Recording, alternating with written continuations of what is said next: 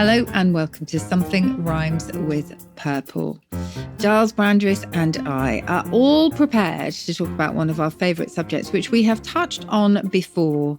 Although I don't spend a lot of time worrying about these, I think Gyles might be a person who does have, well, actually, quite a few more than me.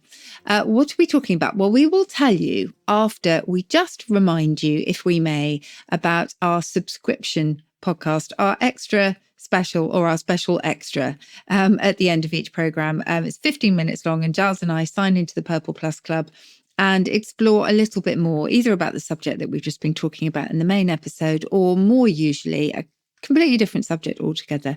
And at the moment, we are going through our A to Z of wit and wisdom. So people who have contributed to our language or others with their special use of language. So it's $2.99 a month, which is the price of eggs, although as Gyles says, it depends what eggs you're getting. But we would love to see you over there and we would love your company. So just a reminder that that is out there should you wish to join us. Some people would sacrifice their Fabergé egg to be a member of the Purple Plus Club. With that, I've never even, have I? I think I have seen a Fabergé egg. They are quite impressive. Do you have one? No, of course I don't have one, but I've seen a number of them. They have quite a collection at Buckingham Palace, which are sometimes on show.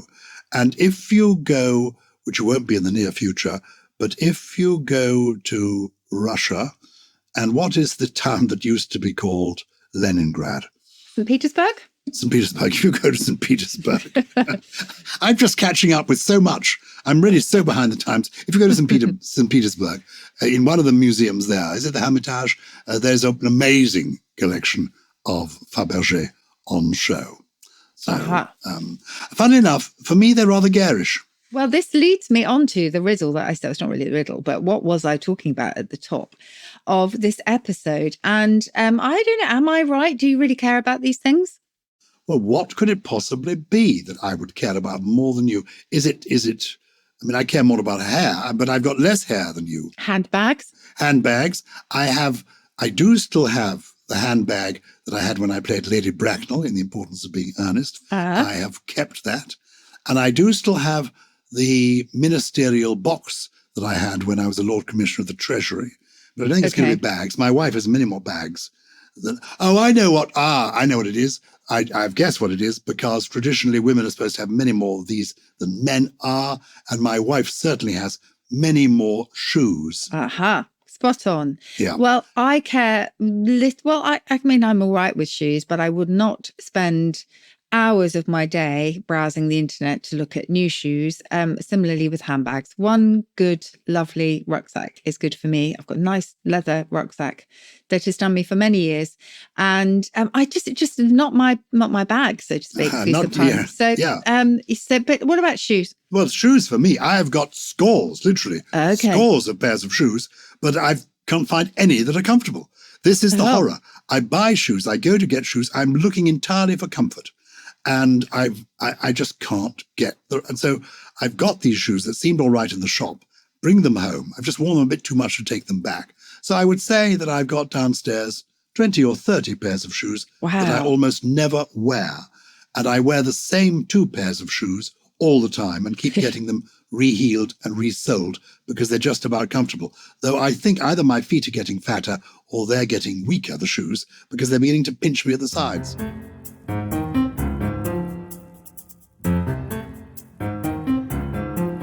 Well, leave that thought there because we are going to talk about shoes that are both, I assume, incredibly uncomfortable. I remember having a pair of winkle pickers when I was about 16 and I could barely lift my toe, let alone walk a step.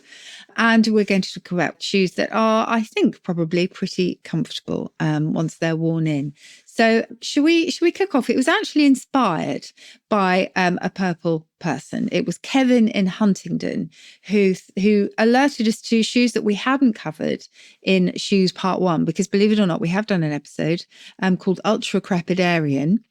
if you remember that word, which no, I don't remember did that talk word. about shoes. Okay, well, that was very pertinent to shoes. So an ultra-crepidarian, we all know one. It's someone who loves to hold forth on subjects they know very little about. Oh, dear. And just a reminder of the stories, it involves a Greek painter called Apelles. I'm sure I've told you this recently.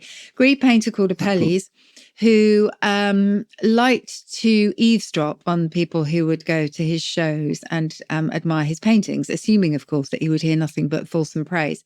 And I use fulsome in the modern sense of the word there. And he overheard a cobbler who came in and started criticizing Apelles' rendition of a sandal on one of his pictures. And Apelles thought, well, fair enough, he's a cobbler, he knows what he's talking about, making a mental note to improve his sandals in future. Then he heard the cobbler proceed to criticize the shape of the calf on the subject that Apelles was painting. And that was it. Apelles lost his rag and essentially told him that he should not comment on things that he did not know anything about. And this story was retold by the Romans, who produced a motto in Latin, which was ne ultra crepidam, not beyond the slipper or the sole of the shoe. In other words, do not go beyond what you know about. It's a great story. It's a great word, ultra crepidarian. Very great. Yeah, lovely. So should we listen to Kevin's email? Please. Because this is the one that's inspired us. Hi, Susie and Gyles. I've been following the Something Rhymes with Purple podcast for some years now and have a much better understanding of my native language as a result.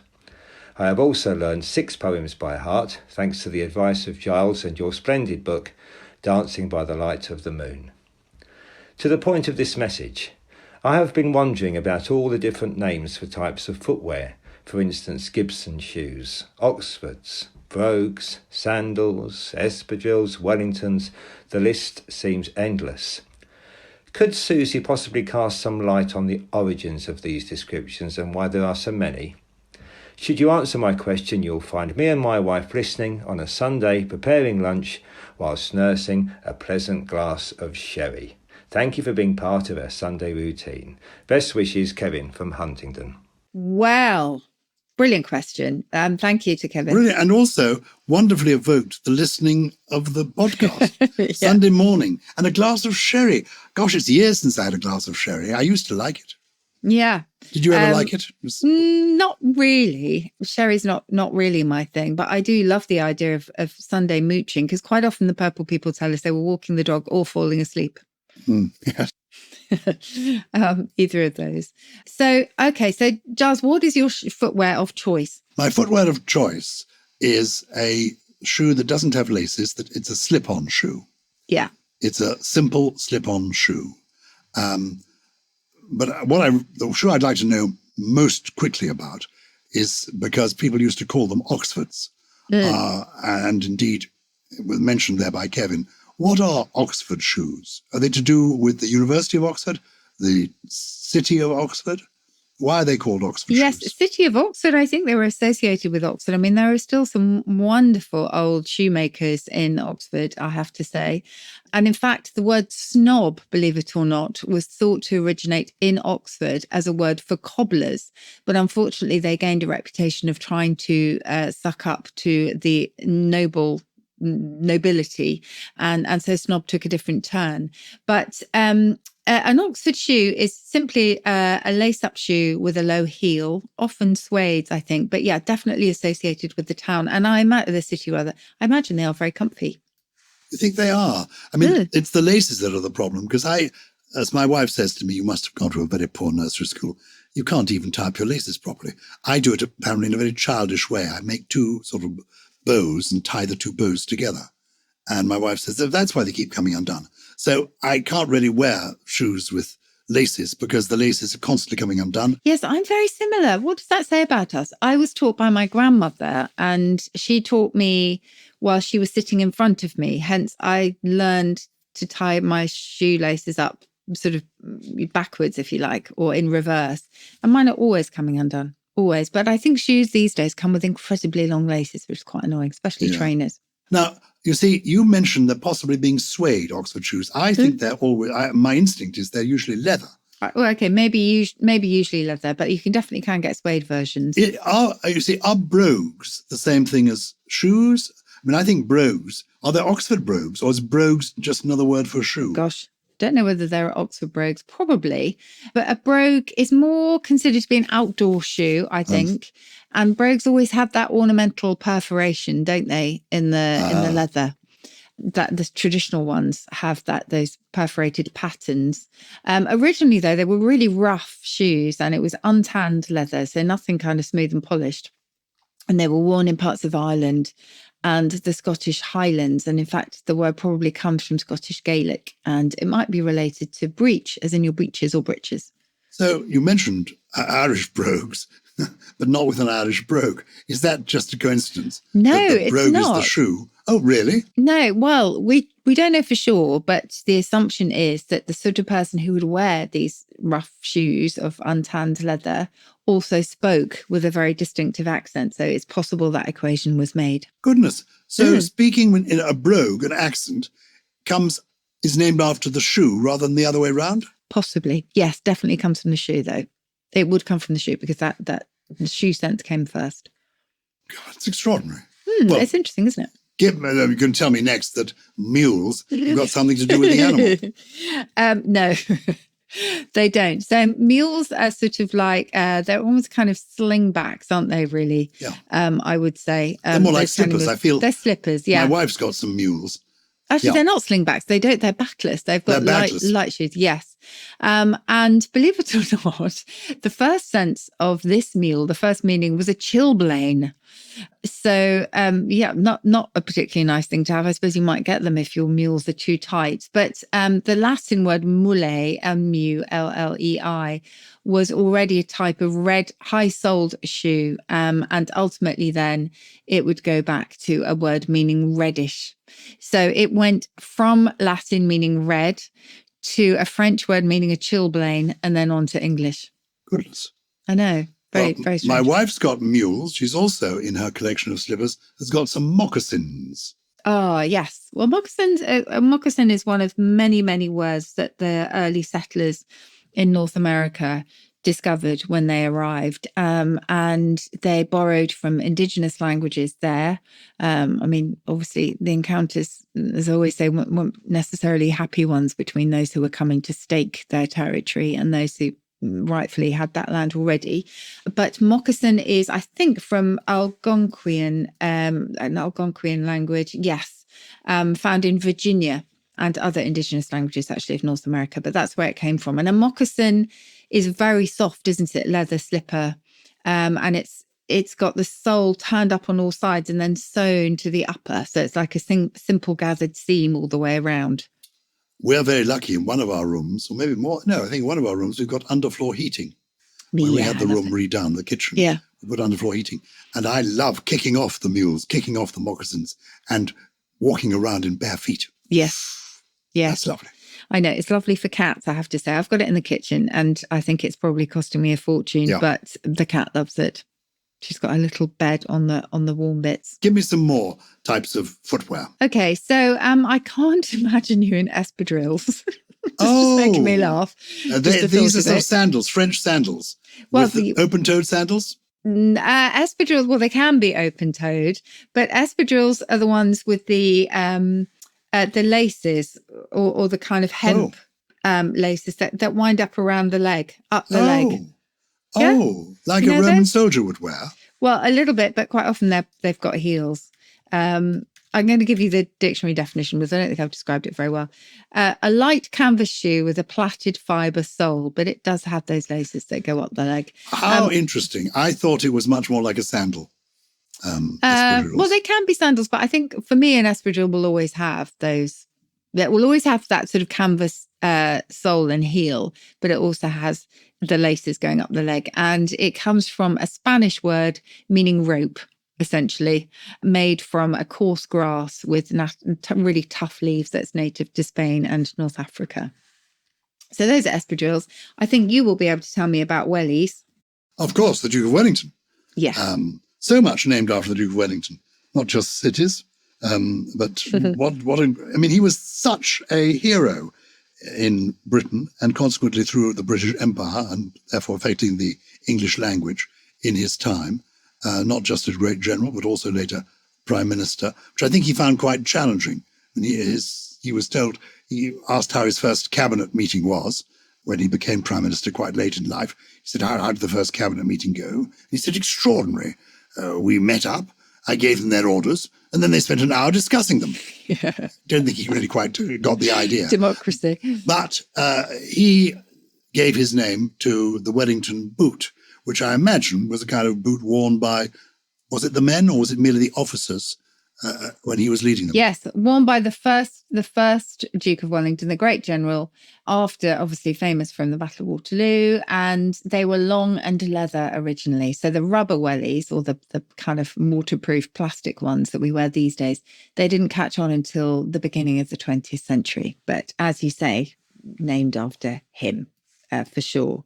Now, I think we talked about clogs probably in our early episode, and the earliest meaning of clog was a block of wood. And rather horribly, it was often fastened to the leg of an animal to stop it moving too far. It was not nice. Anyway, the wooden-soled shoe is almost as early as that. And again, it's the idea of a block of wood.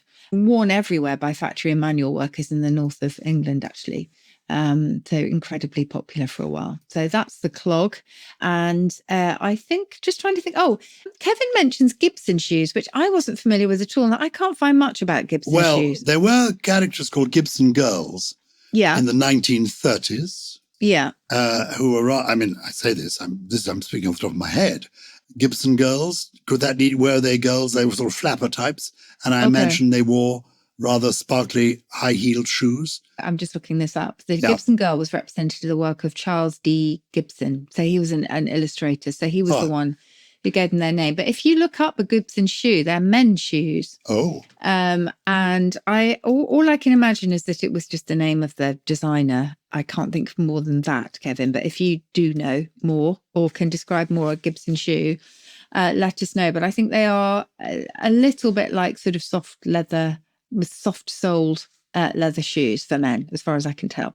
Or if you are a Gibson, if you are one of the great family, get in touch. What was that? It just came into my head. Oh, yes. Did you ever meet, Gyles, Mae West? Oh, how I would love to have met Mae West. Before your time. Yeah. Sadly, before my time. But what a remarkable woman, actually. She became a bit of a caricature of herself towards the end of her life. I know, but she was remarkable. And we were talking about this on Countdown this week, actually. It's just how much of an ally and advocate she was for women in the film industry. And, was one of the really few strident female voices to be heard. And so amusing about herself and about sex, a pioneer of openness. And absolutely, as a film director, as an author of her own words, as a film star, she made a fortune in her day. And we're doing this on the Purple Plus Club, for people who kindly subscribe and tune into that. We're doing an A to Z of wit and wisdom. And I think when we get to W, she should be up Mae there. West. Move over Oscar Wilde, come in Mae West. Mae West. Well, the reason I mention her here is that, have you ever seen her shoes?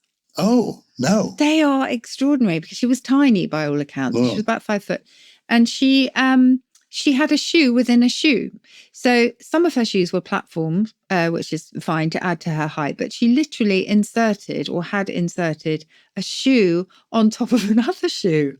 I just don't know how she could walk. Have a look online anyway, and you'll see what I'm talking about. I'd love to. Also, there is a thing called a Mae Wester, isn't there? Is it a... well, there's a lifeboat. I think it's a lifeboat. Sailor slang was which is. I don't think that's a pretty sexist term. But I think it's just because she was so still legitimate. Is it not in the dictionary? We can't. It probably is. You may not approve of it, but it exists. An inflatable life jacket because she was noted for her large bust. Indeed, and forgive me, but made a feature of her large bust. She would have been flattered. Do you think she would have approved? She would totally have approved. Okay. That's the fascinating thing about her. She was a very canny individual. She always, if you'll pardon the expression, ended up on top. She made jokes about herself, but she got the last laugh. So I wouldn't worry about the Mae West. She probably made some money out of it as well. She was a crafty woman. Let's hope so. That would be good. So I will just end with the Winkle Picker. So the one that I absolutely could not walk in. And they are so pointy and so foot-wrecking that they look a little bit like the tools that you use to pick out winkles from their shell. Winkles being, what are winkles? Are they mollusks? Yeah, well, they're like, I don't know, they're like mule or snails, or they're sort of fish-type version of the little shells, and there's a bit of meat inside that you pick out and eat. Yes, here we go. Small, herbivorous, shore-dwelling mollusk. There we are. Yes. So there you go. That's our look at shoes. And at some point, we can look back to all the idioms containing shoes. I think we've covered a few of them before. But should we have a break and then move to some correspondence? Let's do that, because the day, I'm going to die with my boots on, and I want to know what the origin of that expression is. And you're quaking in your boots in case they say something unfortunate all the time. Never mind. Forget our daisy roots. Is that rhyming slang for boots? Daisy roots? Yeah, maybe. I've not heard it, actually. I think daisy roots, yes. Get your boots on, get your daisy roots. My favourite bit of doing the podcast is walking in the street or being on the London Underground and somebody coming up to me and saying, I'm a purple person, and then they walk away. They simply want to acknowledge that they are a purple person. And they are always nice, interesting looking, intelligent people. Yes. It's fantastic. I'm with you. We love the purple community. So who have we heard from today? So the first email that we had in, and do remember our correspondence address, should you wish to send something in, is purplepeople@somethingrhymes.com. And that's exactly what Jason did from Abu Dhabi, in fact. And do you have it there, Gyles? Do you want to read it out? Hello, Susie and Gyles. I came across a post on X highlighting slang terms for getting drunk through the period 1900 to 1951. It's remarkable how colourful the language is when it comes to intoxication. My favourites in this list are spifflicated, blotto, and fluey, in that order. I'd be interested to know the origins of these words, which sound rather strange to modern ears. Thank you for fanning the flames of curiosity when it comes to this weird and truly wonderful language we call English. On we march. Signed, Jason Tyrant, T-I-R-A-N-T, from Abu Dhabi in the United Arab Emirates. Now, those three words, I wonder, when we did an episode, as I'm sure we must have done, on P.G. Wodehouse, the great Plum Wodehouse, I have a feeling spifflicated might be one of the ones that he first came up with. He certainly had characters who were blotto, if not fluey. All of those are wonderful. I will just start this by saying that there was some research that was published reasonably,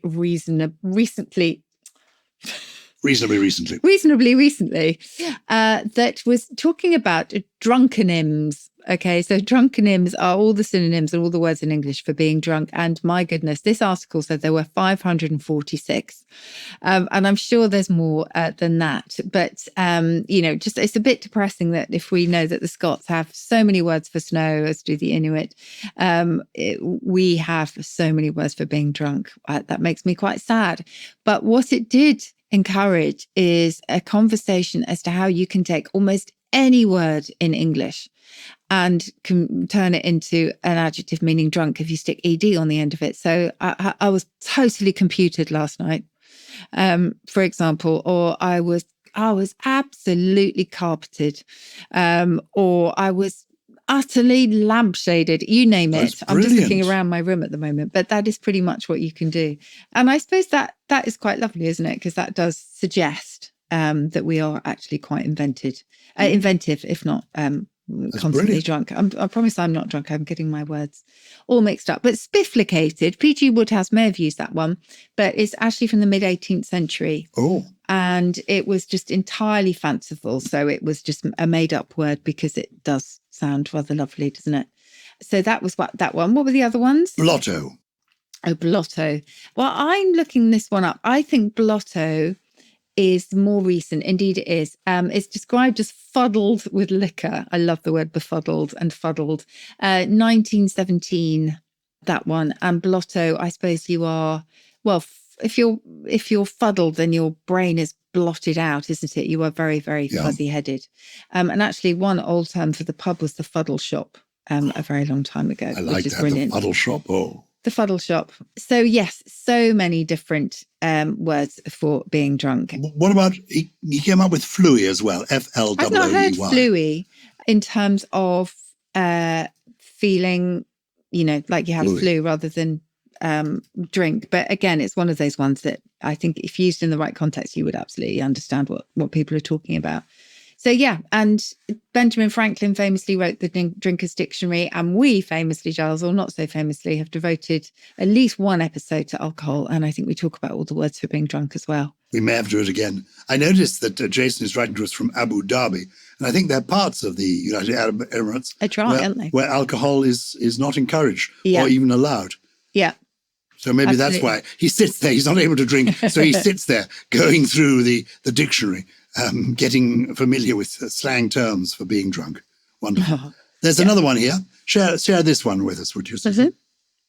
So, dear Susie and Gyles, this is from Trish Askew in York in the UK. In our Italian class recently, we were reading an article about ladybirds. They're thought to bring good fortune in many countries, and the word in some languages refers to the Madonna, e.g. Madonna's cow. I've never associated the lady in ladybird with the Madonna, so wondered what the origin of the word is. And then you can read the next bit if you like, actually, Gyles, because this is about Tom Swifties, which is your game. Absolutely. I was pleased to hear the mention of Tom Swifties recently. Many years ago, they were introduced to me by, I think, Roger Taylor on Radio 4, and I've always loved them. One of my favourites is, I'm having an affair with the gamekeeper, said the lady chattily. Oh, that's brilliant. Oh, I love it. I'd love some more of these on your podcast, please. Many thanks for the entertaining way you inform us each week. The podcast is great. Well, we like the compliments as well. Thank you, Trish Askew from York. You answer the first question, please. Well, it's interesting because in German, the ladybird is the Marienkäfer, which is the lady beetle. And in America, we have ladybug as well, don't we? Yes. So it absolutely is associated with Mary. And I know that the robin's redbreast, the bird, is supposed to come because it soaked up some blood that had fallen from the Virgin Mary, I think, or not from the Virgin Mary, sorry, from Jesus. And so it was supposed to get its bread chest from there. And I think there are similar legends in the ladybird and how many spots there are and references to the Bible. So there is definitely a biblical element there to the ladybird.